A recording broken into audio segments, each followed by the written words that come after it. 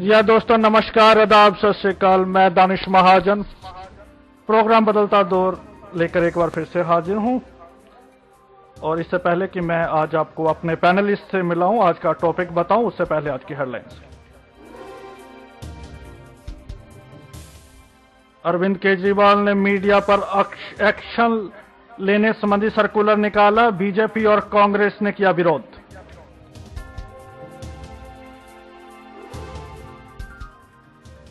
Home minister Rajnath Singh ने कहा, हमारे पास नहीं है बहुमत, कैसे बनेगा राम मंदिर।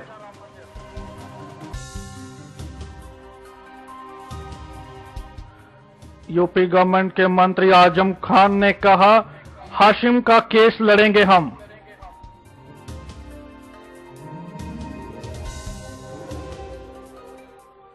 डीटीसी में ड्राइवर की हत्या के मामले में ड्राइवर यूनियन करेगी सोमवार को हड़ताल, लोगों ने परिवहन मंत्री गोपाल राय को घेरा।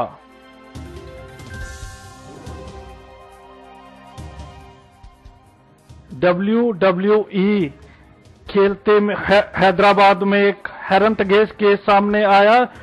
WWE खेलते समय एक लड़के की मौत।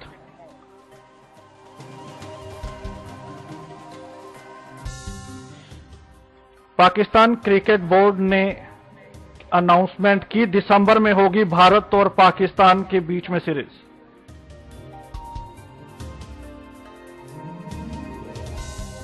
आईपीएल में सबसे बड़ी साझेदारी का रिकॉर्ड विराट कोहली और एबी डिविलियर के नाम, 215 रन की आज हुई सबसे बड़ी साझेदारी। और बॉलीवुड में शशि कपूर को मिला दादा साहब फाल्के अवार्ड।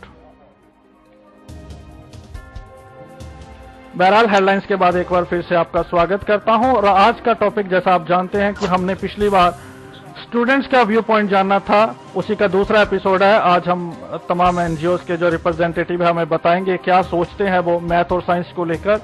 उसी टॉपिक को हम आगे बढ़ाएंगे और इस पर बात करने के लिए joining me doctor Kusum Lata Malik, vice president of national federation of the blind. Ma'am welcome. धन्यवाद। From NAB Delhi, National Association for the Blind, Dr. Preeti Khanna is joining. She's a resource teacher there and busy with many other projects as well. Ma'am, welcome. Thank you so much, Danish ji. Madhu Singhal ma'am joining from Bangalore. She's a founder member of Mitra Jyoti. Ma'am, welcome. From, I think we lost the line. And from UK, Mahendra Stogi sir joining me. He is a chairman of Tablet Strategy Group and Beyond Barrier. He is a secretary of Beyond Barrier as well. Sir, welcome. I think we lost the line with our panelist. We'll try to connect soon. जी हाँ, हमने पिछली बार बात की थी, उसी को आगे बढ़ाएंगे। I think some problem with the Skype.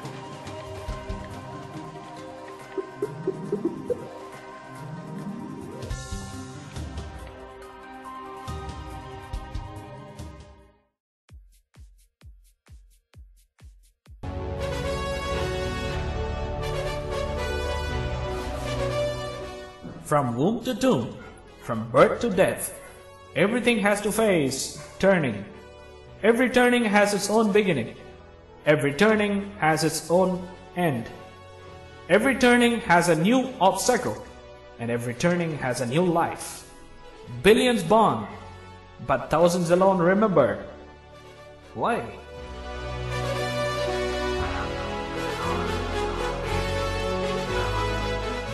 To know more, listen to Turning Point with Bala Nagendran, the lane to lavish life, the place where you can turn your average life to astonishment.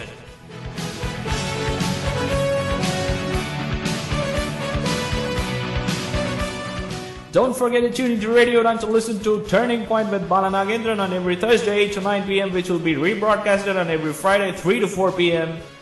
Turning Point with Bala Nagendran. The lane to lavish life. Lavish life. Lavish life. Lavish life.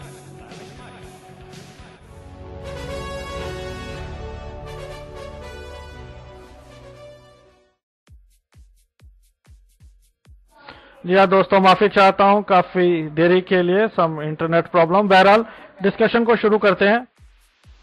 Ji Preeti ma'am, सबसे पहले आपसे जानना चाहेंगे कि आपके क्या विचार है मैथ और साइंस, जैसे हमने पिछली बार डिस्कशन की तो हमने पाया कि स्टूडेंट्स तो चाहते हैं कि लेकिन उनका कहना है कि काफी लोग डिस्करेज करते हैं। तो क्या मानते हैं कि ब्लाइंड मैथ और साइंस पढ़ सकता है? आपके इनिशियल व्यूज क्या है? जी मैं बिल्कुल मानती हूँ सर कि ये पढ़ सकते हैं, और एनकरेजमेंट जैसा कि बच्चों ने कहा उनको नहीं मिलता है, ये बात भी बहुत हद तक सही है। ऐसा इसलिए हो रहा है क्योंकि ये पॉलिसीज तो आ रही हैं इंक्लूजन की, उसके पहले इंटीग्रेशन चल रहा था, लेकिन सोचने वाली बात ये है कि क्या जिन टीचर से हम एक्सपेक्ट कर रहे हैं, जो मेन स्ट्रीम स्कूल के टीचर्स हैं, क्या वो प्रिपेयर्ड है हमारे बच्चों को हैंडल करने के लिए? अगर वो एक रिसोर्स सेंटर पे है जहाँ पे उनको स्पेशली टीचर्स मिल रहे हैं, तो वो टीचर समझते हैं कि उन बच्चों को किस तरह से उनकी रुचियों के हिसाब से मोल्ड करना है, चाहे साइंस में इंटरेस्ट है या मैथ्स में इंटरेस्ट है। लेकिन हम ये देखते आ रहे हैं शुरू से कि बहुत छोटे स्टैंडर्ड से ही बच्चों में लर्निंग गैप्स आ जाते हैं, क्योंकि उनका प्रॉपर पार्टिसिपेशन इन सब्जेक्ट्स में नहीं हो पाता रेगुलर बच्चों के साथ। और ये जो लर्निंग गैप्स हैं वो बाद में जाके कुछ हद तक बच्चों के लिए भी एक जी आपकी आवाज आ रही है सभी की जी। हाँ जी, रीजन होता है। और टीचर्स चूंकि रेगुलर स्कूलों के, मेन स्ट्रीम स्कूलों के टीचर्स भी शायद इतने इक्विप्ड नहीं है कि वो बिना किसी प्रॉपर सपोर्ट के इन बच्चों को संभालें या उनको टैकल करें, इसलिए वो स्वयं भी डिस्करेज करते हैं कि मैथ्स और साइंस जैसे सब्जेक्ट्स आप न लें तो वो बेटर है। जबकि वास्तविकता इसकी एकदम उल्टी है, ये बच्चे कर सकते हैं थोड़े से सपोर्ट के साथ। और सब लोग, हम लोग जानते हैं कि निमित कोड है इन बच्चों को सपोर्ट करने के लिए, और वेरियस टेक्टाइल एड्स हैं, अब तो वेरियस फंक्शनल मॉडल्स हैं जिनके थ्रू हम अपने बच्चों को तो बेसिकली आप मानती हैं कि बिल्कुल किया जा सकता है। द प्रॉब्लम इज अभी कुछ हमारे पास टीचर्स की कमी है, कुछ रिसोर्सेज की कमी है, लेकिन असंभव नहीं है। बहरहाल मैं आगे बढ़ूंगा और इस पे बात करेंगे। जी कुसुम मैम, आप क्या मानती हैं, मैथ और साइंस कितना इम्पोर्टेंस है दृष्टिहीन लोगों के लिए? आपके इनिशियल व्यूज क्या हैं? देखिए, ज्ञान का तो कोई आप बांट नहीं सकते ज्ञान को कि ये जरूरी है या ये जरूरी नहीं है। मैथ और साइंस की जहां तक बात है, क्योंकि आज की दुनिया में ही नहीं, पहले प्राचीन काल से हमारे यहाँ जिस तरह की शिक्षा पद्धति चलती आई है उसको आप देखिए, हम एक सर्वज्ञ बनाते थे, हम शास्त्र के साथ शस्त्र भी सिखाते थे, लेकिन दृष्टिहीन हो जाने से या फिर कोई और बाधा हो जाने से आप किसी चीज से वंचित कर दें, ये पूरी तरह से जो मैं मानती हूँ कि नीति निर्माण की गलती है। पहली बात तो 3 स्तर पे हमें इस बात को देखना चाहिए। एक तो पॉलिसी मेकिंग जो है हमारी वो सही होनी चाहिए कि चॉइस बेस्ड आप कीजिए पहले। जब तक आपके पास रिसोर्सेज पूरे नहीं है, जब तक आपके पास तैयारी पूरी नहीं है, अध्यापक पूरे नहीं है, तब तक आप चॉइस बेस्ड दीजिए, लेकिन वंचित मत कीजिए, क्योंकि वंचित कर देना कोई समाधान नहीं हो सकता। दूसरी बात, नीति के बाद आती इम्प्लीमेंटेशन की बात।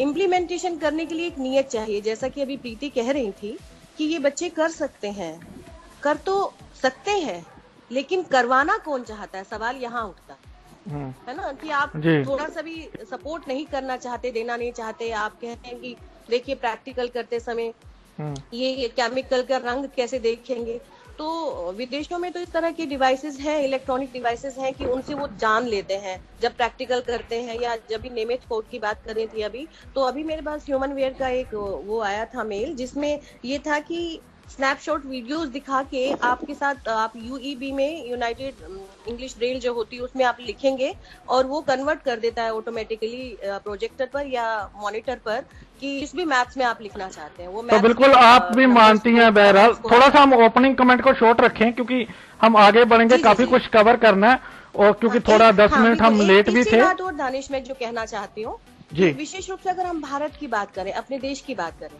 तो हमारे देश में जो जिस तरह का सिस्टम रहा है, कहने को लोकतंत्र है, लेकिन लोकतंत्र के भीतर भी अवसर की समानता पूरी तरह से मिलती नहीं। इसको इम्प्लीमेंट करना बहुत जरूरी है।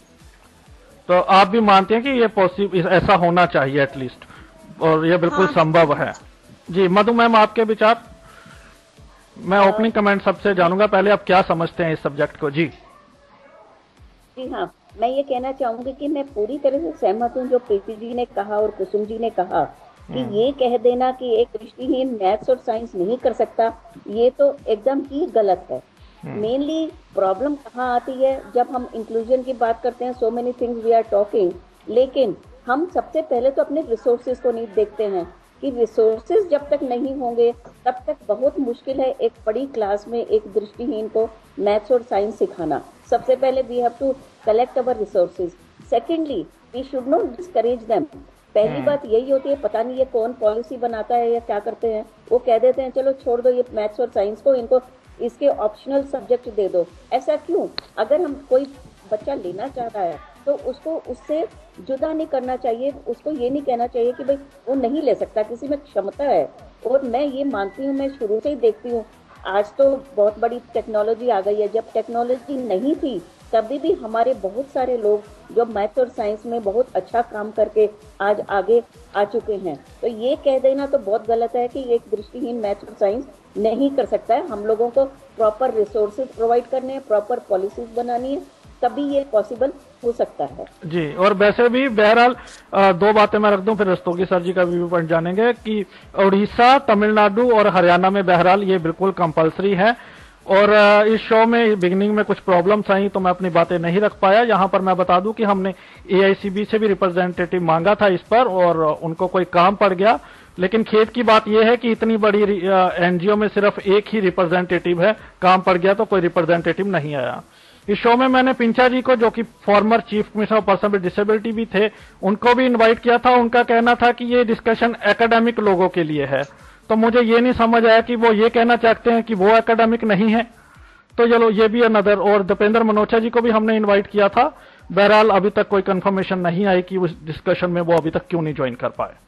तो ये खेद का विषय है। बहरहाल इस पर भी हम बात कर रस्तोगी सर, थोड़ा सा हिस्ट्री में आप बताएं हमें कि मैथ और साइंस जब बाकी स्टेट्स में कंपलसरी है तो बाकी स्टेट्स जैसे मैंने बताया हरियाणा, तमिलनाडु और उड़ीसा में, तो बाकी स्टेट में ये कंपलसरी क्यों नहीं हुआ? ये कोई पिटीशन हमारे ही लोगों द्वारा डाली गई थी कि मुश्किल होती है तो म्यूजिक दे देना चाहिए? ये आपकी बात बिल्कुल सही है। बहुत वक्त पहले, जैसे अभी कुसुम ने नीति की बात कही, तो नीति की तरफ से कोई प्रॉब्लम नहीं है, पॉलिसीज की तरफ से कोई इसमें दिक्कत नहीं है। लेकिन हमारे अपने ही लोगों ने काफ़ी लिखा पढ़ी करके और इस बारे में स्ट्रगल भी किया कि ब्लाइंड को मैथमेटिक्स से छूट मिलनी चाहिए। तो उस वक्त जब मैंने पढ़ाई की थी उस समय साइंस कंपलसरी नहीं था, लेकिन आम बच्चों के लिए मैथ्स कंपलसरी हुआ करता था। तो मैंने स्पेशली, मुझे मेरे स्कूल वालों ने साइंस और मैथमेटिक्स दिलवाई और उसमें काफ़ी स्कूल वालों को भी थोड़ा स्ट्रगल करना पड़ा और मुझे भी मेहनत करनी पड़ी। लेकिन उस वक्त भी लोग कोशिश करते थे कि जो बच्चे पढ़ना चाहें उन्हें पढ़ने का मौका दिया जाना चाहिए, और जो नहीं पढ़ना चाहे, और बड़े मतलब एक हास्यास्पद सी बात है कि हमारे साथ बाकी बच्चे साइंस की जगह होम साइंस ली। मतलब होम साइंस लाइन के लिए एक अल्टरनेटिव रखा गया, जो कि बहुत अच्छा अल्टरनेटिव नहीं था, लेकिन बहरहाल क्योंकि लोग खुद चाहते थे कि साइंस ना पढ़ें। और बात एक प्रीति ने बहुत अच्छी बात कही कि खुद टीचर्स भी कई दफ़ा इनकरेज नहीं करते हैं। तो मेरे जो साइंस और मैथ्स के टीचर्स थे उन्होंने बहुत इनकरेज किया, और बाकी टीचर्स के अपोजिशन के बावजूद मुझे साइंस और मैथमेटिक्स पढ़ाई गई। और इसका फ़ायदा ये हुआ कि सिर्फ मैं फर्स्ट क्लास और यूपी में पोजीशन लेके पास हुआ था, बाकी हमारे सारे दोस्त जो थे, क्लास फेलो थे, सबकी सेकेंड क्लास आई थी। तो साइंस और मैथमेटिक्स न सिर्फ आपको आपका के मार्क्स इम्प्रूव करती है, बल्कि जो एनालिटिकल स्किल है आप में वो डेवलप करती है। चाहे बच्चा आगे जाके कॉमर्स पढ़े, आर्ट्स पढ़े, मैनेजमेंट करे, कुछ भी करे, लेकिन अगर वो साइंस और मैथमेटिक्स इनिशियली कर लेता है तो उसकी एनालिटिकल और रीजनिंग की स्किल बहुत डेवलप हो जाती हैं। प्रीति की बात से मैं बहुत सहमत हूँ कि गैप्स शुरू रह जाते हैं। स्कूल वाले पूरा सिलेबस ना पढ़ा के बच्चे जो सिर्फ उनके हिसाब से आसानी से कर सकते हैं वही कराते हैं। तो इस जिन्स को तोड़ने की ज़रूरत है, इस बाधा को हटाने की ज़रूरत है। पूरे सब्जेक्ट्स पढ़ाए जाने चाहिए और कंपलसरी जो सब्जेक्ट आम बच्चों के लिए है वो हमारे दृष्टिहीन बच्चों के लिए भी जरूर होने चाहिए। जी, अब मैं शॉर्ट में आप सभी से ये भी जान लेता हूँ थोड़ा सा पहले कि मैथ और साइंस जब हम नहीं पढ़ाते हैं, कंपलसरी नहीं है, तो इसके क्या ड्रॉबैक्स होते हैं एक बच्चे के फ्यूचर में, उसके जॉब लेने में, चाहे उसकी पर्सनल लाइफ में। तो प्रीति मैम आप थोड़ा सा बताएं क्या ड्रॉबैक्स हैं इसके, अगर मैथ साइंस बच्चा नहीं पढ़ता है। सर ड्रॉबैक्स जैसे सर ने बताया कि हाँ जी, सर ने ये चीज बोली कि भाई एनालिटिकल जो पार्ट है वो बच्चे का पूरी तरह से डेवलप नहीं होता। रीजनिंग जो है वो बच्चा कहाँ से सीखता है, ये मैथ साइंस ये चीजें हैं जो उसको रीजनिंग सिखाती हैं। तो इसके अलावा भाई जब हम साइंस की बात करते हैं तो हम बहुत सारे डायरेक्ट एक्सपीरियंसेस की और एक्सपेरिमेंटली उन चीजों को करके और उनके बीच में एक संबंध स्थापित करने की भी बात करते हैं। तो बच्चा वो चीजें सीख ही नहीं पाता है। और जैसा कि मैंने बोला कि डायरेक्ट एक्सपीरियंसेस की कमी, तो हम अपने छोटे बच्चों को जो हमारे डिस्कस सेंटर पे आते हैं उनको बहुत एनकरेज करते हैं कि हम उनको बाहर लेकर के जाते हैं। जैसे छोटे बच्चों में फर्स्ट में सिलेबस आ गया कि आप बार्क रबिंग्स प्रिपेयर कराइए, टाइप ऑफ लीव्स उनको दिखाइए, ये सारी चीजें कराइए। तो अगर छोटेपन से आप वो चीजें बच्चों में डेवलप नहीं कर रहे हैं तो उनमें वो क्यूरियोसिटी भी नहीं आती है। वो बाद में चल के वो पैसिव हो जाते हैं, वो जानना भी नहीं चाहते। जितना उनको बता दिया, उन्होंने सुन लिया कि भाई ठीक है इतने से मार्क्स आ जाएंगे, लेकिन स्वयं से जानने की जो इच्छा है। अब आप देखेंगे अगर हमारे सेंटर पे आके एनएबी दिल्ली में, तो छोटे छोटे बच्चे इस तरह के सवाल आपसे करते हैं कि कई बार हम टीचर्स को भी सोचना पड़ता है कि भाई इसका जवाब क्या दें, क्या वाकई में ढूंढे खुद नेट पे। तो मुझे लगता है कि हम बच्चों को मैथ्स और साइंस के लिए डिस्करेज करके उनके अंदर की ये क्यूरियोसिटी और एक लॉजिकल थिंकिंग की जो भावना है उसको रोकने की कोशिश कर रहे हैं, जबकि बच्चे चाहते हैं। जी बिल्कुल। और थोड़े से सपोर्ट से, और मेन स्ट्रीम स्कूल के टीचर्स की मैं यहाँ बोलूंगी कि अहम भूमिका है इसमें, और उनकी भी पूरी गलती नहीं है, क्योंकि कुछ तो वो एप्रीहेंसिव हैं क्योंकि उन्होंने आज तक स्पेशल नीड्स वाले बच्चों के साथ डील नहीं किया है, और कुछ उनको ये भय भी है कि क्या वो उनके साथ जस्टिस कर पाएंगे या नहीं कर पाएंगे। तो यहाँ पे प्रिपेयर्डनेस के लिए हम बार बार बोलते हैं कि क्या जिन स्कूलों में हम बच्चों को इंटीग्रेट कर रहे हैं वहाँ का स्टाफ प्रिपेयर्ड है, मेंटली प्रिपेयर्ड है उन बच्चों को कि वो अपने बाकी बच्चों की तरह उनको एक्सेप्ट करे, और जिन एजुकेशनल एम्स की बात वो अपने साइटेड बच्चों से करता है, क्या वही एम्स वो एक्सपेक्ट करता है अपने एक ब्लाइंड बच्चे से या नहीं। जी बिल्कुल। कुसुम मैम ये बताएं कि बहरहाल एक लॉजिक सा दिया जाता है, एक एक्सक्यूज सा दिया जाता है, लॉजिक तो नहीं बोलूंगा मैं, प्रैक्टिकल को लेके, क्योंकि मैथ में प्रैक्टिकल होता है, जबकि साइकोलॉजी की अगर बात करें वो दे दिया जाता है, फिजिकल एजुकेशन बच्चों को दे दिया जाता है जिसमें कंप्लीट प्रैक्टिकल होता है। फिर मैथ साइंस का ये एक्सक्यूज मानती हैं आप, और क्या ड्रॉबैक मानती हैं आप टोटल मैथ और साइंस अगर नहीं पढ़ाया जाता तो? देखिए ड्रॉबैक्स तो बहुत सारे बताए प्रीति जी ने भी, रस्तोगी सर ने भी। मैं एक बात बताना चाहती हूँ दानिश जी कि हम जिस समाज में जीते हैं उसके समाज शास्त्र को समझने के लिए आपको सबसे ज्यादा जरूरत किस चीज की होती है? एक युग बदलता है। आज का युग विज्ञान का युग है, आज का युग साइंस का युग है, आज का युग मैथ्स का युग है। आज का वो वाला युग नहीं है कि आपने लिटरेचर पढ़ लिया और आपने लिटरेचर में काम कर लिया तो बहुत कुछ हो गया। अगर आपने लिटरेचर में भी काम करना है तो भी आपके लिए जरूरी है कि आप साइंस जाने, क्योंकि पर्यावरण जिस तरह से बदल रहा है। दृष्टिबाधित जो बच्चे होते हैं वो इस बात को नहीं समझ पाते क्योंकि विशेष विद्यालयों में पढ़ते हैं, और विशेष विद्यालयों में उनको पर्यावरण का ज्ञान नहीं हो पाता कि उनका पर्यावरण क्यों बदल रहा है, कैसे बदल रहा है, किस तरह से वायु प्रदूषित हो रही है, किस तरह से जल प्रदूषित हो रहा है, क्यों हम कैसे माहौल में औद्योगिकरण हमें किस तरह की हानि पहुंचा रहा है। ये तमाम चीजें, इनसे आप बाहर तो नहीं रह सकते ना, क्योंकि आप दृष्टिबाधित है। आपने रहना तो उसी धरती पर है जिस धरती पे सब लोग रह रहे हैं, तो उसका ज्ञान होना, उस संसार का ज्ञान होना जिसमें आप जी रहे हैं, ये बहुत जरूरी है और बिना साइंस के संभव नहीं है। बिल्कुल दूसरी बात जो ये बात आती है कि कंप्यूटर साइंस, कंप्यूटर भी एक साइंस है। आपने देख लिया कि जितने दृष्टिबाधित उसमें एक्सपर्ट हो जाते हैं, दृष्टिवान भी बहुत कम मिलेंगे। कम से कम विशेष रूप से मैं भारत की बात करूं तो हमारे समाज में कितने लोग हैं, कितने % लोग हैं जो दृष्टिवान होकर भी और सामान्य स्कूलों में पढ़कर भी कंप्यूटर साइंस में इस तरह से एक्सपर्ट हो पाते हैं। आपने एक चांस दिया, आपने उनको प्रमोट किया दृष्टिबाधित को, और वो कमाल करके दिखा रहे हैं, आज हर तरह का काम कर पा रहे हैं, पूरी टेक्नोलॉजी को समझते हैं। यही बात पूरे साइंस के साथ लागू होती है और यही बात मैथ्स के साथ लागू होती है। और इसका जो एक बहुत बड़ा ड्रॉबैक होता है कि अपनी पर्सनालिटी को बहुआयामीय बनाने में जिस तरह से मैथ्स और साइंस हेल्पफुल होता है कि लॉजिकली आप अपने संबंधों को देखें, लॉजिकली आप अपने एनवायरनमेंट को देखें, लॉजिकली आप अपने समाज शास्त्र को देखें, तो वो समझने में बहुत हेल्प करता है।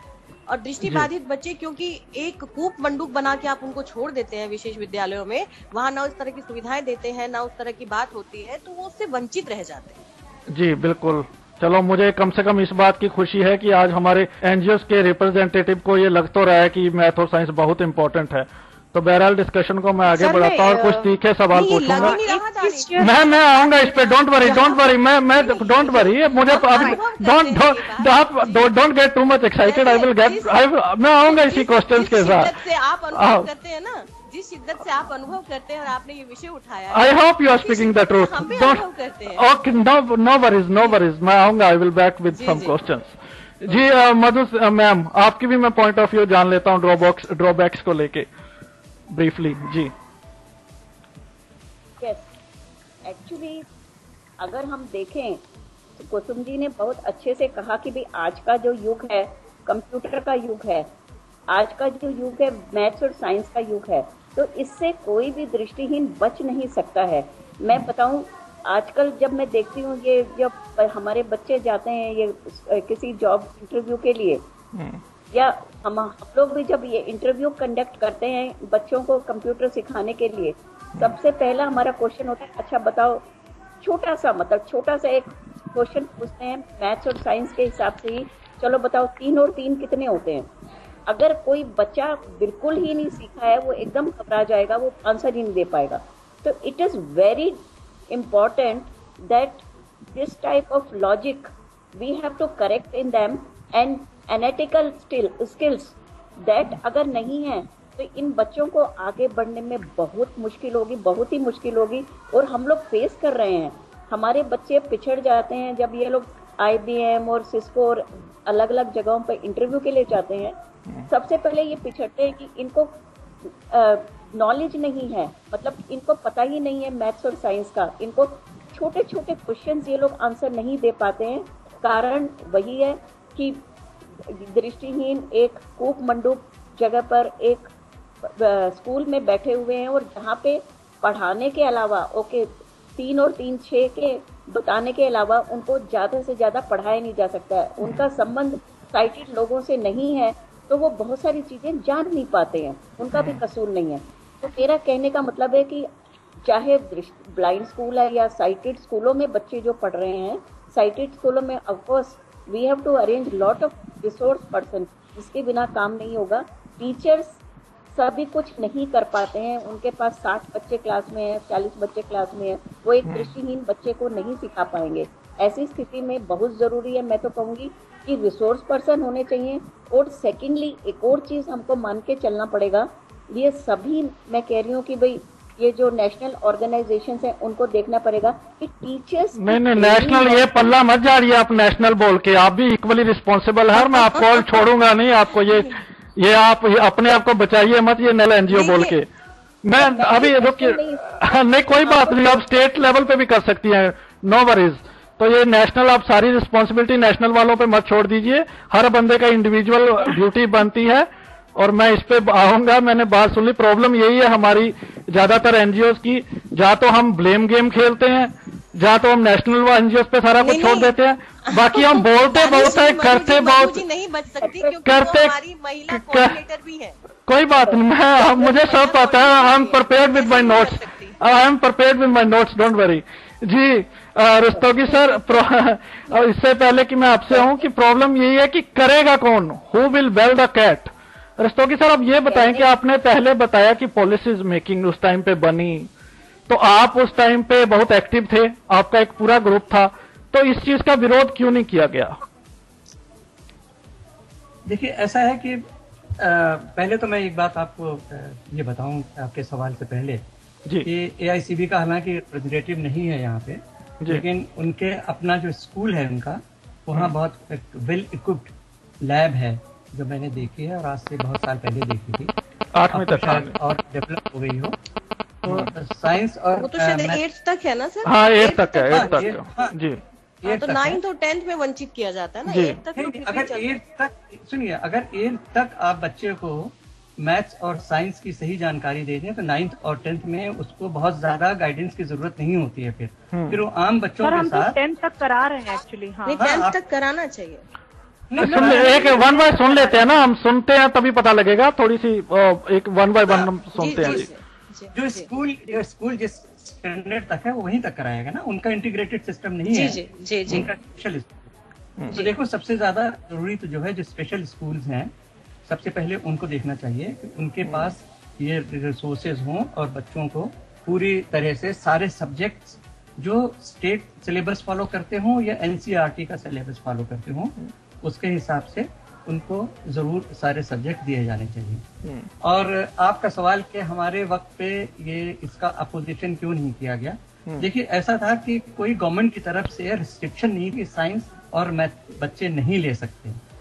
सिर्फ जो लोग नहीं पढ़ना चाहते थे, जिन स्कूलों में ये सुविधाएं नहीं थी, क्योंकि उस वक्त 10th तक इंटीग्रेटेड सिस्टम ज्यादा नहीं था, ज्यादातर ये जो स्पेशल स्कूल से वहीं पढ़ाई होती थी, तो उनको ये ऑप्शन दिया गया था कि आप चाहे तो साइंस मैथ्स लें, या मतलब साइंस तो कंपलसरी भी नहीं था, मैथ्स लें या मैथ्स की जगह कोई अल्टरनेटिव सब्जेक्ट ले लें। जैसा कि मैंने कहा, ज्यादातर लोग होम साइंस ले लिया करते थे। तो उसमें अपोजिशन का हमारी तरफ से पॉलिसीज को अपोज करने का कोई रीजन नहीं था, क्योंकि जब आप लेना चाहें तो ले सकते हैं, नहीं लेना चाहें तो नहीं ले सकते हैं।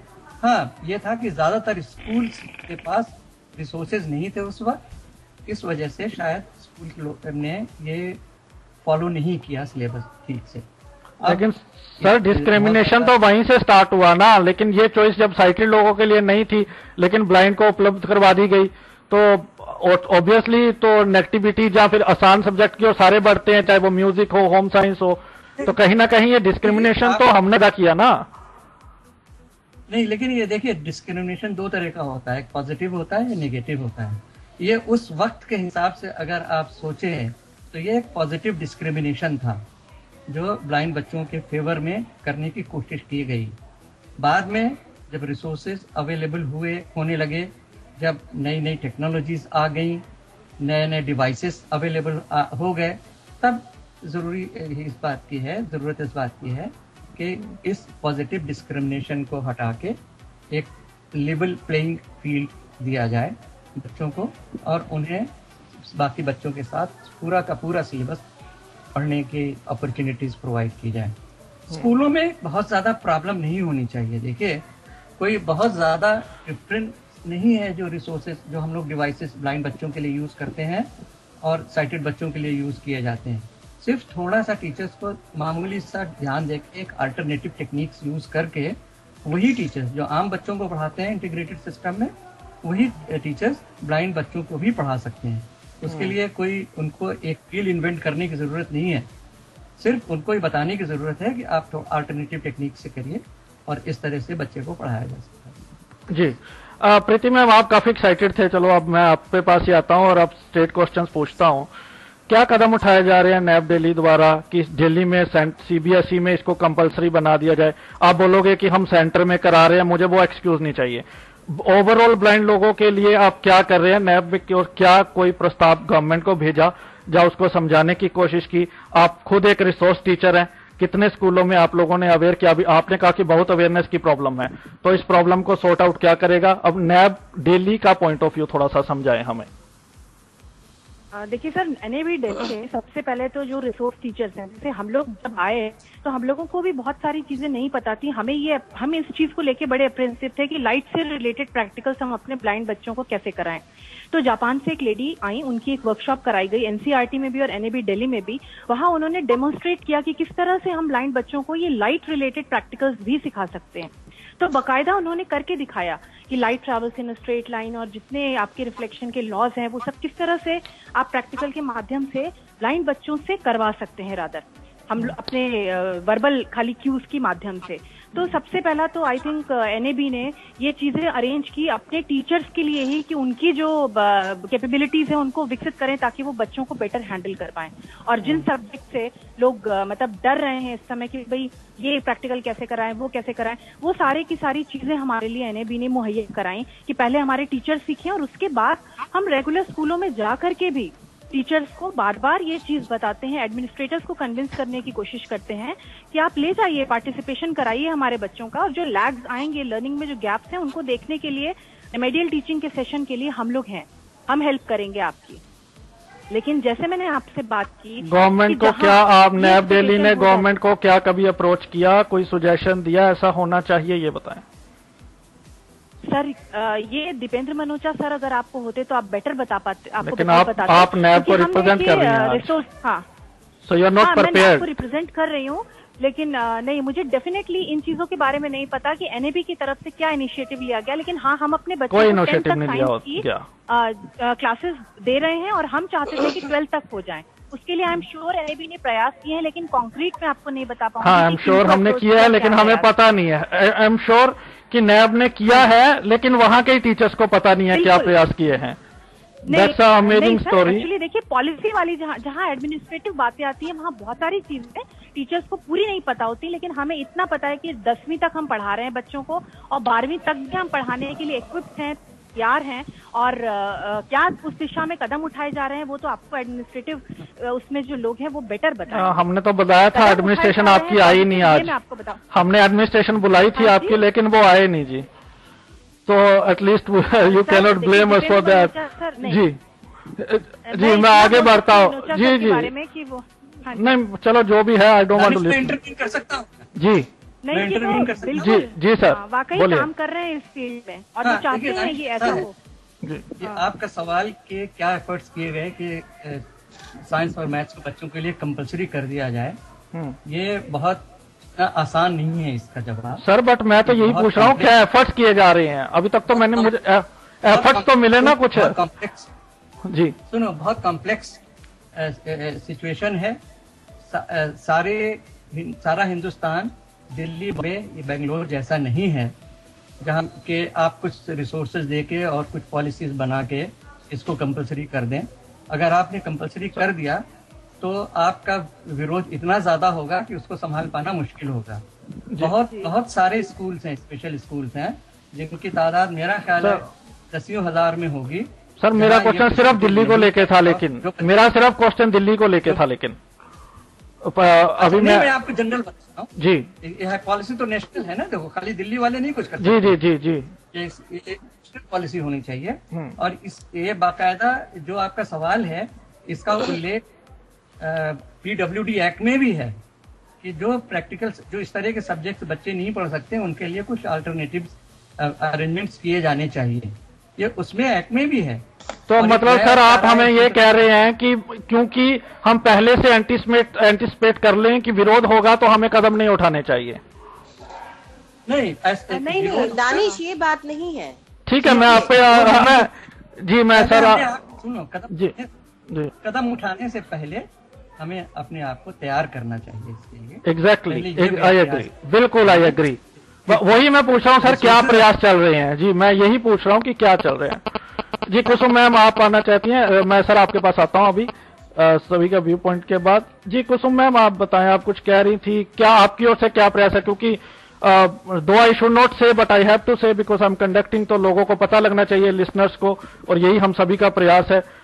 एनएफबी के जो 2 स्कूल चला रहे हैं, बहरहाल तो उनकी सिचुएशन ही बहुत पुअर है, जो जम्मू में है, जब बिलासपुर है। मुझे लगता है आपको बंद कर देने चाहिए वो दोनों स्कूल, क्योंकि the totally wastage of money. अभी मैं आपको बता रही, जो हमारे स्कूल चल रहे हैं, I visited that school ma'am, JNK school I visited, that's why I am saying. Okay, बहरहाल मैथ और साइंस, आप बताएं मैथ और साइंस को लेके। मेरे ही अंडर स्कूल्स और हॉस्टल सारे मेरे अंडर हैं। चलो फिर तो बड़ी अच्छा। फिर मैथ साइंस को लेके क्या चल रहा है, बताएं थोड़ा सा। आपको मतलब इसकी शदीद, आप सुन पा रहे हैं? बिल्कुल clearly, loud and clear. Hello, हाँ, तो हमारे जो स्कूल्स हैं, मैं उनकी सिचुएशन बताऊं या हम क्या कर पा रहे हैं ये बताऊं? मैथ और साइंस के लिए भी बताएं, क्योंकि मैं आपको बता दूं, 10th का और 12th का हमारा 10th का रिजल्ट आया है, जिसमें से 2nd पोजीशन लेके आई है हमारी लड़की वहां पर, और चलो उसके लिए बहुत बहुत कॉन्ग्रेचुलेशन। उसके लिए मेरा सवाल ले लीजिए आप। मैं JNK में विजिट करके आया हूँ बाय द वे, और मैं, आप मेरे साथ चले कभी, मैं बता दूंगा आपको JNK में क्या हाल है। आप चलिए 87% लेके आए। ठीक है, आप मेरे सवाल पर आए थोड़ा सा। आप मैथ साइंस बच्चे लेके आए। हाँ खैर, आप बताइए। मैथ साइंस को की बहुत बुरी स्थिति है। मैथ साइंस को मैं नहीं गई हूँ अभी, उसकी स्थिति के बारे में मैं कुछ नहीं कह सकती, कुछ कंप्लेंट्स भी हैं हमारे पास, जम्मू वैसे को मैं लेके, मैम लेकिन आपका ही मैं थोड़ा अभी सा आ नहीं पाई मैं हूँ। आपका थोड़ा सा ही डाउट क्लियर कर दूं। मेरी पिछली डिस्कशन में आप बात आपने कीजिए कि- जी बिल्कुल हाँ जी, मेरी हम- मेरी मैं बात पिछली कर- डिस्कशन में आपने खुद ही कबूल किया था कि situation is pretty bad in our schools as well, so but we will talk about the other. बहरहाल मुझे उस पर बात नहीं करनी है अभी। आपने कहा ना कि बहुत अभी हम स्थिति है, ऐसी मैं नहीं है। हाँ मैं साइंस को लेकर लेकिन, थोड़ा सा बता हाँ, दीजिए। फिर भी हमेशा गुंजाइश रहती मैं है कुछ कि लिसनर्स के इम्प्रूव चैट होना पढ़ दूं, चाहिए ना। मैं लिसनर्स के जहाँ चैट तक पढ़ मैथ्स देता और हूँ। साइंस की बात है, जी मैं आपको हेलो हाँ जी मैथ्स बोलिए। और साइंस की बात है, पॉलिसी के स्तर पर अगर मैं आपको कहूं कि नीति निर्माण में रोंगटा जी की बहुत बड़ी भूमिका है। जिस तरह से बीसीआई के वो चेयरमैन रहे हैं, क्योंकि बीसीआई जानते होंगे ब्रेल काउंसिल ऑफ इंडिया, तो उसमें मैथ्स और साइंस के भी कोड बनाए गए हैं ताकि वो लागू किए जा सके। ठीक है, और मैथ्स में बच्चे चॉइस लेंगे तभी तो उन कोड का इस्तेमाल करेंगे ना। अगर उनको इस तरह की चिंता ना होती तो वहां कोड प्रिपरेशन नहीं होती। दूसरी बात, कोर्ट में कितने ही निर्णय लेकर लड़ाई लड़के, एक लंबा संघर्ष लड़के उन्होंने बच्चों को इस चीज में हक दिलाया है। जैसे प्रशासनिक स्तर पर अरे भी- मैम मेरे सवाल पे आए आप। मेरा सवाल सिंपल सा है, मैं साइंस को क्या कौन सा मेरे को अगर मैं आपके आर्काइव पढूं और आपकी ऑफिशियल मेल आप बोलो, मैं सारी पढ़ के बता देता हूं आपको। और मुझे तमाम मैसेजेस जो आ रहे हैं लिसनर्स के, वो कह रहे हैं कि एनएफबी आजकल जो हो गई है वो सिर्फ एम्प्लॉयमेंट को लेके एक रैली बेस्ड ऑर्गेनाइजेशन हो गई है। सिर्फ जॉब्स की अगर जॉब्स को लेकर है, ये जो दूसरे वेलफेयर के काम चल रहे हैं वो हमारे लिए एम्प्लॉयमेंट तो के बाहर मतलब है, सीधा क्योंकि ही रोटी आपका- किसी के हाथ में नहीं होगी तो वो इंसान समाज को क्या देगा। रोटी हमारे लिए सबसे Exactly. महत्वपूर्ण है। ओके रोटी हमारे लिए सबसे महत्वपूर्ण है, studies- क्योंकि समर्थ बनाने के लिए, आत्मनिर्भर बनाने के लिए जो कहीं से भी शिक्षा लेके आता है दृष्टिबाधित, अगर उसके पास रोटी रोजगार नहीं है तो वो क्या करेगा? आप खुद ही सोचिए दानिश जी, वो तो दूसरे पर ही निर्भर रहेगा। समाज के लिए उपादेय कहाँ से हो पाएगा वो? तो मतलब विदाउट समाज के स्टडी लिए भी आप- स्टडी वो करे ना करे, हमारा जॉब रोल जरूरी है, है, चाहे वो दूसरे केनिंग के की लिए जॉब हो। employment के लिए किया है।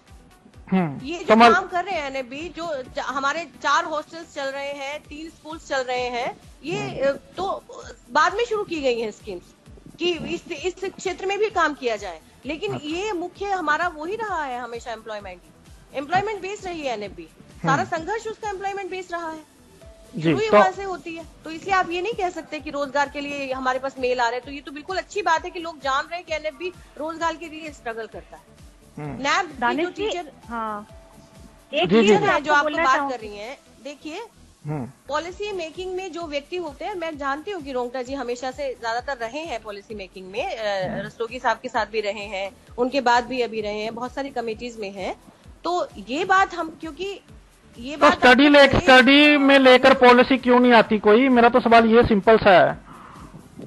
नहीं, देखिए अभी हमने जो आरपीडी बिल में जो अभी 2014 का जो स्ट्रगल किया और उसके जो अभी सुझाव है, आपने रिपोर्ट देखी है? मैंने पढ़ लिया। रिपोर्ट डिपार्टमेंट ऑफ डिसवेल अफेयर्स पे, और उस रिपोर्ट में हमारे सारे सजेशंस माने गए हैं। आप जानिए ये थोड़ा बहुत बता दीजिए फिर लिसनर्स को। बाहर किया गया था प्राइवेट एजुकेशन को, उसमें राइट्स नहीं दिए गए थे पर्सन्स विद डिसेबिलिटीज के साथ, उनको दिया गया है। ये एनएफबी का ही स्ट्रगल है, क्योंकि एक तरह से आप इंस्टीट्यूशंस को बाहर कर देंगे तो कोई भी well you can take the name fame, I don't have any problem with any name fame. आप मुझे मैथ और साइंस के विषय में बताएं, क्या क्या इस आरपीडी बिल में आया, बताइए। नहीं, देखिए मैथ्स और साइंस विशेष रूप से एनएफबी का कभी वो नहीं रहा, क्षेत्र नहीं रहा है। ये तो सिंपल से, फिर तो आप हाथ दे दिए मत। हाँ, ये तो सिंपल सी बात है। और हमारे स्कूलों में बच्चों को choice, So NFB will not do anything for that. You are openly admitting today. बच्चे वो कर रहे हैं, So NFB will not do for हमारे this. वंचित नहीं रखा जाता। आप बोल मतलब नोट डू नहीं है, हम करेंगे, ये बात करेंगे। नहीं है, हमारी सोच है, हम करेंगे, लेकिन इसका मतलब ये नहीं कि हम रोजगार को ताक पर रखकर करेंगे। पॉलिसी मेकिंग में और मैम जो अच्छा पढ़ लेगा वो खुद ही रोजगार ले लेगा, उसकी एनएफबी की क्या जरूरत है उसको? और इसके लिए अगर एनएफबी को कुछ करना पड़ेगा तो वो जरूर करेगी। But ma'am please tell me one thing, देखिए हमारे मेरा सवाल ही नहीं आप समझ रही हैं, जब मैं नहीं समझा पा रहा हूँ। अपने फ्यूचर को हम कैसे बर्बाद होने दे सकते हैं कि आने वाले भविष्य में हमारी पीढ़ियां जो है वो वंचित रह जाए मैथ और साइंस से? ये तो हम कभी भी बर्दाश्त नहीं कर सकते। तो क्या कर रहे हैं उसी के लिए? वही तो पूछ रहा हूँ। Apart of lecturing what are you doing practically? देखिए मुझसे ज्यादा अच्छा रोंगटा जी बता सकते हैं, क्योंकि मैं इससे अभी पिछले 2 साल Amazing. Today amazing discussion. All the panelists are saying, the vice president is saying. Today, ma'am एक मिनट, थोड़ा सा लिसनर को बता देता हूँ मैं थोड़ा सा। हाँ, देखिए हमारे vice president of national federation of the blind is saying कि ये तो प्रेसिडेंट साहब, जनरल सेक्रेटरी साहब बता सकते हैं। लेकिन मैथ्स और साइंस की भूमिका क्या रही है वो मैं आपको उतना ही बता सकती हूँ जितना मुझे जानकारी है। So what are strategy of the NGOs? Great बिल्कुल ठीक है। और चॉइस बेस्ड रखना बहुत जरूरी है। बहुत बढ़िया स्ट्रेटेजी है एनजीओस की वाइस प्रेसिडेंट को भी नहीं पता पॉलिसी में क्या हो रहा है। सारे बच्चों की कैपेबिलिटी और एबिलिटी बराबर नहीं होती। हाँ, उसमें बड़ा भेद होता है। तो फिर तो मैम ये सभी के लिए होना चाहिए ना। जी गो अहेड। मैं यहाँ पुटअप करना चाहूंगी कि गो जैसे आप बोल अहेड। रहे हैं कि भाई मैथ साइंस सब बच्चों के लिए, ब्लाइंड बच्चों के लिए कंपलसरी होना चाहिए या उनको एटलीस्ट पार्टिसिपेशन का मौका मिलना चाहिए।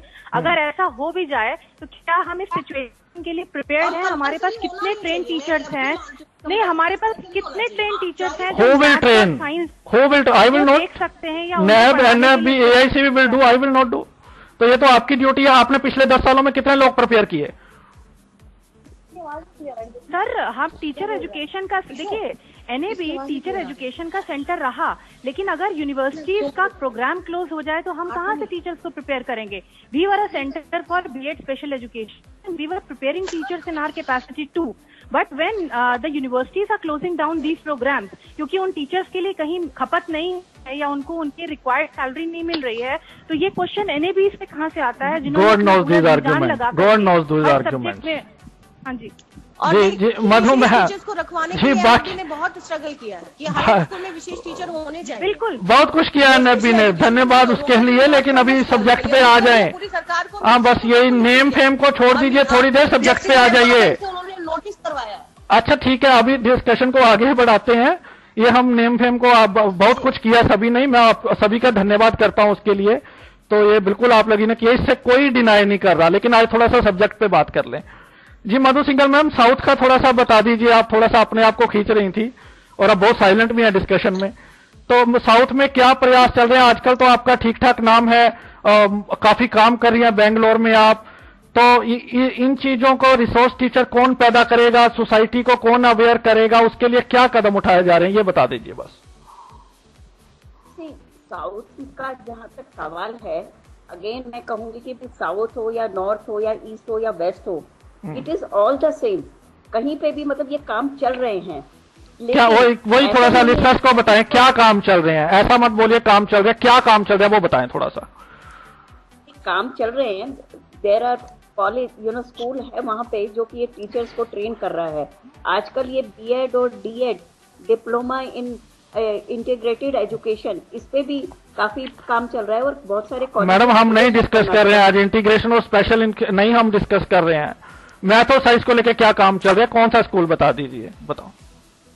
मैथ्स और साइंस को लेके मैं इसके बारे में कहती हूँ कि बहुत ज्यादा कुछ काम यहाँ पे नहीं हो रहा है। चलो शुक्र है, ये तो माना डिस्कशन में पहला पॉइंट आया। चलो नॉट ओनली ब्लाइंड स्टूडेंट्स, मैं कहूंगी कि साइटेड स्टूडेंट भी आप लेंगे तो 60-70% आई विल से दैट कि वो मैथ्स और साइंस से बचना चाहते हैं। बहुत कम स्टूडेंट्स ऐसे मिलेंगे जो कि मैथ्स और साइंस को लेके आगे बढ़े हैं।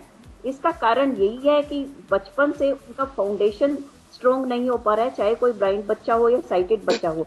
इंटीग्रेटेड एजुकेशन पे यहाँ पे काफी काम हुआ है। स्पेशल स्कूलों के अलावा बहुत सारे बच्चे जो है इंटीग्रेटेड एजुकेशन में पढ़ रहे हैं एंड कुछ बच्चे बहुत आगे भी आ रहे हैं। मैं कर्नाटका के 2 बच्चों का नाम बता सकती हूँ जो मैथ्स में इतने हाईली एजुकेटेड तो नहीं कहूंगी, मतलब हाईली परफेक्ट है कि वो बिना किसी इंस्ट्रूमेंट के आपको सारा जवाब बाय हार्ट उनको दे सकते हैं। मतलब कोई भी सवाल कैसे भी सोल्व कर सकते हैं, लेकिन नंबर्स आर वेरी लेस। तो उनको एग्जांपल लेके कुछ काम शुरू किया जा सकता है। दानिश जी, जैसे कार्तिक सोनी का जो केस रहा, कार्तिक सोनी का जो भारत में उसको एडमिशन नहीं मिला पीसीआई में, हाँ नहीं ले पाया साइंस में और उसको बाहर जाना पड़ा। तो ये स्थिति क्यों आई? ये पॉलिसी की वजह से ही है ना, कि पॉलिसी बेस कहीं ना कहीं एग्जैक्टली। कार्तिक ने ही पिछली बार काफी क्वेश्चन, कार्तिक पिछली बार डिस्कशन में थे, उन्होंने क्वेश्चन उठाए हैं ना जी।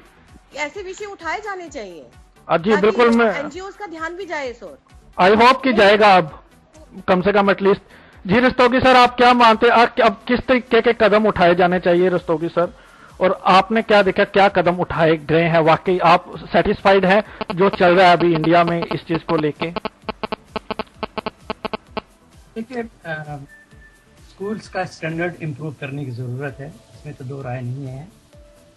चाहे वो स्पेशल स्कूल्स हों या इंटीग्रेटेड सिस्टम ऑफ एजुकेशन में जो भेजने का सिस्टम है उसमें बच्चों के लिए जो स्पेशल रिसोर्स टीचर्स की अवेलेबिलिटी है, स्पेशल एड्स एंड अप्लायंसेस की ज़रूरतें हैं, वो बहुत ज़रूरी है। ब्रेल बुक्स की कमी अब नहीं रह रही है, काफ़ी पूरी की जा रही है, लेकिन ब्रेल बुक से आगे बढ़ के जो बाकी एड्स एंड अप्लायंसेस और स्पेशल इक्विपमेंट है वो प्रोवाइड ज़रूर किए जाने चाहिए सभी स्कूलों में, इससे पहले कि इसको साइंस और मैथ्स को हर ब्लाइंड बच्चे के लिए कंपलसरी कर दिया जाए। मैं इस फेवर में हूँ कि ये पॉजिटिव डिस्क्रिमिनेशन है और ये चलता रहे तो इसमें कोई नुकसान नहीं है। स्कूलों में बच्चों को प्रिपेयर किया जाए, जो बच्चे इस काबिल हैं साइंस और मैथमेटिक्स को कोप कर सकते हैं अच्छी तरह से, उन्हें साइंस मैथमेटिक्स दी जाए, या अगर जो नहीं कर सकते उनके लिए कोई और अच्छे सब्स्टिट्यूट्स अवेलेबल हों, अल्टरनेटिव्स अवेलेबल हों। Computer science could be one of them. तो इसकी ज़रूरत है सबसे ज़्यादा, और ग्रेजुअली फिर बढ़ने की ज़रूरत है आगे कि इसको कंपलसरी किया जाना चाहिए या नहीं किया जाना चाहिए। लेकिन अभी एज ऑफ नाउ मेरे ख्याल से ये पॉजिटिव डिस्क्रिमिनेशन चलता रहे, यही बच्चों के इंटरेस्ट में है और यही जो स्कूल्स और जो बाकी ऑर्गेनाइजेशन काम कर रहे हैं उनके इंटरेस्ट में। लेकिन स्तोगी सर, जो आने वाली जनरेशन है, जैसे अभी हम फर्स्ट से उनको पढ़ाना स्टार्ट करेंगे तो आगे अगर कंपलसरी होगा तो वही बच्चे बढ़ेंगे, लेकिन जब तक हम ये सोचते रहेंगे, और कंप्यूटर साइंस चलो वही पॉलिसी में चेंजेस तो चाहिए ना, अभी तो सिर्फ म्यूजिक है सब्स्टिट्यूट जो होम साइंस है। कंप्यूटर साइंस आना चाहिए, जिसको मैंने पहले भी कहा था कंप्यूटर साइंस। तो ये भी तो पॉलिसीज कौन बनाएगा, कौन अप्रोच करेगा, कौन सजेशंस आगे रखेगा, यही तो मूल सवाल है। जी प्रीति मैम। हाँ मैम, 9th में तो इंफॉर्मेशन टेक्नोलॉजी जो है वो है, केंद्रीय विद्यालय में एक ऑप्शन होता है मैथ्स एग्जाम करके उसकी जगह इंफॉर्मेशन टेक्नोलॉजी लेने का, और हमारे बहुत सारे बच्चों ने जो केंद्रीय विद्यालय में इंटीग्रेटेड है उन्होंने इंफॉर्मेशन टेक्नोलॉजी को ऑप्ट किया है एज वन ऑफ डिस्ट्रिक्ट। दूसरा मैं ये पॉइंट रखना चाहूंगी कि जब हम स्ट्रेस कर रहे हैं, जैसे आप आज बहुत स्ट्रेस कर रहे हैं कि भाई मैथ्स कंपलसरी होना ही चाहिए, तो फिर रेगुलर स्कूल के टीचर्स या एडमिनिस्ट्रेटर्स जो हैं उनको बच्चों को ये छूट कैसे दे देते हैं कि भाई अगर आप मैथ्स करो तो ज्योमेट्री पे बेस्ड क्वेश्चन आएगा तो आपके मार्क्स हम एडजस्ट कर देंगे। क्यों उन्होंने कर दिया? क्योंकि वो इस कैपेबल नहीं है कि वो बच्चे का ज्योमेट्री हैंडल कर सके। और वो ब्लेम किसके ऊपर आया? उन लोगों के ऊपर, उन संस्थानों के ऊपर जो ऑलरेडी उन बच्चों की शिक्षा के लिए लड़ रहे हैं या उनको स्कूलों में इंटीग्रेट करा रहे हैं। तो Can two wrong make one right, ma'am? Pardon? Can two wrong make one right, ma'am? तो आप इससे बच जाएंगी, ये एग्जाम्पल देके बच जाएंगी आप? ना बिल्कुल नहीं, मैं ये एग्जाम्पल नहीं दे रही हूँ, तो प्रैक्टिकल जो सामना कर रही है बता रही हूँ आपको, क्योंकि हम भुगत रहे हैं उस चीज को। हम वो बच्चों को ज्योमेट्री के लिए प्रिपेयर, आज आपके पैनलिस्ट में एक मिथिलेश सर नहीं है जो एनएबी में मैथ्स देखते हैं, और मैं इस बात की गवाह हूँ कि उन्होंने ज्योमेट्रिकल जितना पोर्शन है बच्चों को वाकई टैक्टाइल ड्रॉ करके बताया है, और हमारे बच्चे 10th तक ज्योमेट्री कर रहे हैं और बहुत अच्छे से हैंडल कर रहे हैं। तो एक चीज और भी है कि क्या आप इस तरह के जो टीचर्स अच्छा काम कर रहे हैं, मैं ओपनली आपके मंच से ये चीज बोलती हूँ कि आप भेजिए उन टीचर्स को रेगुलर स्कूल के जो विलिंग है हमारे यहाँ से सीखने को। कितने लोग आगे आते हैं मैं भी ये देखना चाहूंगी। हम तो प्रतिबद्ध हैं, मैथ्स और साइंस हमारे बच्चे लें, उस दिशा में आगे प्रयास हम कर रहे हैं, लेकिन क्या जनरल लोग जो हमारे भागीदार होने चाहिए, सारा ठीकरा हमारे सर नहीं फूटना चाहिए एनजीओज के सर। क्या इस प्रक्रिया में जो पूरी भागीदारी है वो निभाई जा रही है हर व्यक्ति के द्वारा ईमानदारी से? मेरा ये प्रश्न है आप। जी बिल्कुल, पॉलिसी पैरालिसिस है, उसी के लिए हम बात कर रहे हैं कि कौन आगे बढ़ेगा, पॉलिसी में सुधार लाएगा। This is what the mood question of the day. देखिए, पॉलिसी मेकिंग की जहां बात है, हमारे इंस्टीट्यूट के एक्स डायरेक्टर तंबोली साहब, उन्होंने कई इस तरह की पॉलिसीज में अपना योगदान दिया, लेकिन बाद में कुछ चेंजेस के लिए वो हमारे साथ घूमते रहे, लेकिन उनकी बात सुनने वाला कोई नहीं था। ये चीजें हमने स्वयं अपनी आंखों से देखी और हम उनके साथ रहे हैं, इसलिए हम ये चीजें जानते हैं कि एक बार फील्ड में आने के बाद आप क्या कर सकते हैं। जहां आपके हाथ बंधे हुए हैं, आप सिर्फ ईमानदारी से अपनी ड्यूटीज डिस्चार्ज कर सकते हैं, और वो एनएबी का प्रत्येक रिसोर्स टीचर कर रहा है। इसकी मैं आपको, वो तो सारे एनजीओ के कर रहे हैं मैम, कोई एनजीओ नहीं कहता हमारा नहीं कर रहा। So don't give this argument please at least. मैं वहां पे बिलोंग करती हूँ। जी जी बिल्कुल, in my personal capacity what we exactly are doing is what I am trying to tell you. Yeah. जी जी बिल्कुल, सारे बहुत ईमानदारी से काम कर रहे हैं। I am happy for that and may this work be on like that. जी कुसुम मैम, आपके क्लोजिंग कमेंट और क्या फ्यूचर में आप स्टेप उठाओगे, थोड़ा सा लिसनर्स को बता दें। देखिए, मुझे इस बात का खेद है कि इस तरह से नहीं सोचा गया कंपल्शन को लेकर कि मैथ्स और साइंस विद्यार्थियों के लिए, आने वाले दृष्टिबाधित लोगों के लिए कंपलसरी किया जाए। ये नहीं सोचा, मैं नहीं समझती। और एनजीओ के परव्यू में ये इस तरह से आता भी नहीं है डायरेक्ट। लेकिन किसी विशेष फील्ड में जो एनजीओ काम कर रही है, भाई जैसे जो दृष्टिबाधित लोगों के लिए ही काम कर रही है, ये दायित्व बनता है कि कम से कम एक अवेयरनेस जब हम क्रिएट करने का दावा करते हैं कि हम समाज को, सरकार को, दोनों को हम अवेयर कर रहे हैं, तो हमारा ये दायित्व बनता है और एनएफबी इसको निभाएगी। हम लोग आरपीडी बिल में, अब तो खैर वो जा चुका है फाइनल उसमें, लेकिन फिर भी हम इसको देखेंगे अच्छी तरह से कि साइंस और मैथ्स का कंपल्शन हो उसमें। और साथ ही साथ जो रस्तोगी सर ने कहा कि जिस तरह विशेष टीचर्स और रिसोर्स, ये दोनों प्रोवाइड करने की भी कंपल्शन होनी चाहिए इंस्टीट्यूशन के ऊपर, कि जहां भी जो जो स्कूल हैं, ये नहीं पल्ला झाड़ सकते कि हमारे पास लैब नहीं है या हमारे पास विशेष टीचर नहीं, ये कह के आप नहीं बच सकते। क्योंकि जिस तरह विशेष बीएड करा के पहले अध्यापकों को भेजा गया, आप जानते हैं कि कितने विद्यालयों ने रखा है उनको, कैसे लोग घूम रहे हैं विशेष बीएड करके, आज तक नहीं उनको एम्प्लॉयमेंट जहाँ रखा भी है, वहाँ स्पेशल से रिलेटेड काम नहीं है। जी थोड़ा जल्दी बिल्कुल जी। तो इसलिए मैं ये कहती हूँ कि हम अपने स्तर पर एनजीओ का जो काम है अवेयरनेस देना, उस स्तर पर हम जरूर काम करेंगे। और जो एनजीओ स्कूल रन कर रही है, मैं उन सबसे रिक्वेस्ट करती हूँ, और अपने उसमें भी मैं देखूंगी, क्योंकि स्कूल्स मेरे ही अंडर आते हैं, कि साइंस और मैथ शुरू से बच्चों के हैबिट में डाला जाए, उनके नेचर में डाला जाए और उनको पूरा सिखाया जाए। ये मैं आपसे प्रॉमिस करती हूँ कि मैं जरूर देखूंगी अपने चारों स्कूल्स में और सब हॉस्टल्स में, जहाँ भी जो चीज संभव होगी, जिस तरह की चीज रखने की, लैब खोलने की, वो हम जरूर कोशिश करेंगे। जी मधु मैम। मेरा कहना यही है कि एक आदमी ये सारे काम नहीं कर सकता, और आप ये नहीं कह सकते कि काम हुआ ही नहीं है। पिछले 10 सालों में जो कंप्यूटर आया है हमारे देश में, और जो ये टेक्नोलॉजी पे जितनी बातचीत हुई है, ये कभी नहीं हुआ है। लेकिन इसके लिए समाज को, मतलब कि स्टूडेंट्स, उनके पेरेंट्स, एनजीओज, गवर्नमेंट एजेंसीज, सभी को मिलकर काम करना है। सभी को मिलकर ये अवेयरनेस क्रिएट करनी है। और ये जो पॉलिसीज बन रही हैं, आरपीडी बिल ले लीजिए, कुछ भी ले लीजिए, जो पहले बना था 20 साल पहले और अब उसमें बहुत फर्क है। तो ये धीरे धीरे धीरे ये सब चीजें चेंज होती जाएंगी। तो इसके लिए मतलब ब्लेम हम किसी को नहीं कर सकते, हम लोगों को, सभी लोगों को भागीदार होना पड़ेगा और हम लोगों को ये रिस्पॉन्सिबिलिटी लेनी पड़ेगी। जी रस्तोगी सर। देखिए, ये मेरा कहना ये है कि जो कम से कम जितनी स्पेशल स्कूल्स हैं, उनसे शुरुआत की जानी चाहिए।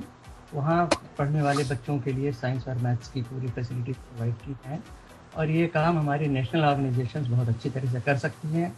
उनके पास रिसोर्सेज भी हैं, उनके पास अथॉरिटीज़ भी है, और उनके पास मेथडोलॉजी भी है। तो उनकी जिम्मेदारी ये बनती है कि जो स्पेशल स्कूल्स हैं सारे इंडिया में, वहाँ वो पता करें, सर्वे करें, और जहाँ जहाँ मुमकिन हो ये फैसिलिटीज़ उनको प्रोवाइड करने की कोशिश करें या प्रोवाइड करवाएं उनके लोकल एडमिनिस्ट्रेशन या लोकल गवर्नमेंट्स के जरिए। ये सिचुएशन बनने के बाद फिर आगे इंटीग्रेटेड एजुकेशन में ये बात शामिल की जा सकती है कि सारे स्कूल्स में जो बच्चे पढ़ना चाहें साइंस और मैथ्स, उनको उसके लिए पूरी फैसिलिटीज़ हों। लेकिन मैं फ़िलहाल for the time being at least for 10 years इस फेवर में हूँ कि ये पॉजिटिव डिस्क्रिमिनेशन ज़रूर कंटिन्यू करना चाहिए।